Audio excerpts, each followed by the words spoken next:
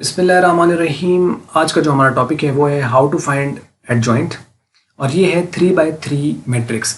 जैसा कि आपको पता है कि जो एडजॉइंट होता है वो कोफैक्टर्स की जो मैट्रिक्स होती है उसका ट्रांसपोज होता है। तो मीन्स कि आपको दो चीज़ें आनी चाहिए एडजॉइंट के लिए।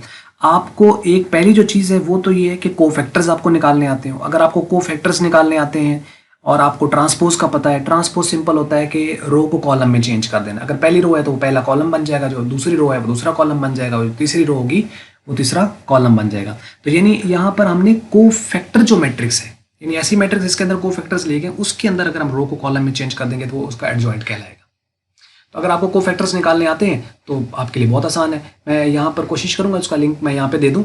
आई बटन के अंदर आप यहाँ पे क्लिक करेंगे तो आपको वीडियो मिल जाएगी, उसको आप देख लीजिए। तो कोफैक्टर्स आपको, अगर आपने पिछली वीडियो देखी है तो आपको पता है कि कोफैक्टर्स कैसे निकालते हैं। ओवरऑल वैसे यहाँ सॉल्व किए गए हैं, यानी एक मैट्रिक्स दी हुई है, हमने लिख दी। इसको हमने A11 A12 A3 A13 2 1 2 2 2 3 3 1 3 2 3 3 ये हमने यहाँ पे शो कर दिया है। आगे A11 dash A12 dash A13 dash ये वगैरह सारे हमने डैश लगा दिए, इनको हम कोफैक्टर्स कहते हैं और इसको हम मैट्रिक्स का नाम AC कर देंगे, यानी कोफैक्टर्स ऑफ A।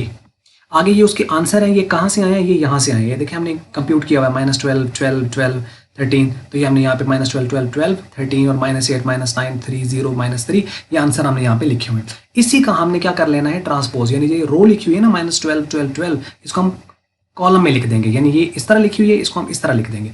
ये इस तरह लिखी हुई है रो फॉर्म, इसको हम कॉलम में लिख देंगे। ये रो में फुल लिखी हुई, इसको हम कॉलम में लिख देंगे। यानी पहली रो पहला कॉलम बन जाएगा, दूसरी रो दूसरा कॉलम बन जाएगा, तीसरी रो तीसरा कॉलम बन जाएगा। तो इस तरीके से हमारे पास जो है वो उसकी रिजल्टेंट जो मैट्रिक्स आएगी वो उसका एडजॉइंट कहलाएगा। तो हमें सबसे पहले तो इनके क्या निकाल लेने, कोफैक्टर। आपको पता है -1 है, उसके ऊपर 1 1 में आपने 1+1 कर देना है।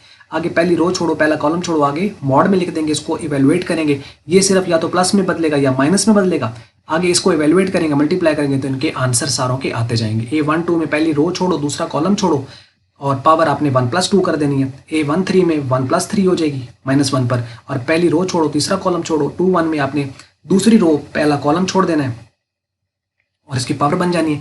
इस तरह ये कंप्यूट हो जाएंगे सारे के सारे कोफैक्टर्स। ये आपने चलते जाना है सारे वीडियोस को, आप कहीं पॉज करके देखना चाहें तो आप इसको देख सकते हैं और ये कोफैक्टर्स सारे के सारे कंप्यूट हो जाएंगे यहाँ तक। इसको आपने ऊपर लिख देना है, ये जो इतने भी कंप्यूट आए।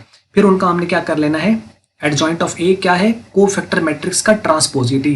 तो यानी जो रो थी उसको कॉलम में चेंज कर देना है। यहाँ पे देखो ना कि रो क्या है, -12 12 12 रो है, इसको हमने कॉलम में कर देना है। ये देखो -12 12 12, और उसके बाद दूसरी रो कौन सी है, दूसरी रो आपके पास ये है, इसको भी आप कॉलम में लिख दीजिए।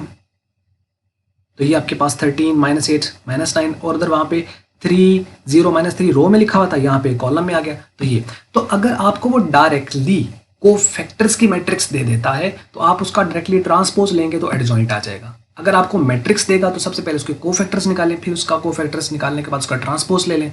जब ट्रांसपोज लोगे तो वो आपका एडजॉइंट आ जाएगा। ये है जिसका तरीकाकार। ओवरऑल मैं आपको यहाँ पे लास्ट पे शो कर रहा हूँ, यहाँ पे वीडियो का लिंक, उस पर क्लिक करें। अगर आपको 3x3 के कोफैक्टर्स नहीं निकालने आते तो पहले वो वीडियो देखें, फिर आपको ये वीडियो समझ आएगी, वरना ये ऊपर से गुजर जाएगी। तो यहाँ क्लिक करेंगे तो वीडियो आ जाएगी, उस पर क्लिक करके आप देख सकते हैं। बस ये थी वीडियो। अगर आपको मल्टीपीडिया की वीडियो अच्छी लगी उसको आप लाइक कर लें, शेयर कर लें दूसरों के साथ। अगर आपको अच्छी नहीं लगी है इसको करते हैं आप डिसलाइक, और वीडियो देखने का बहुत शुक्रिया।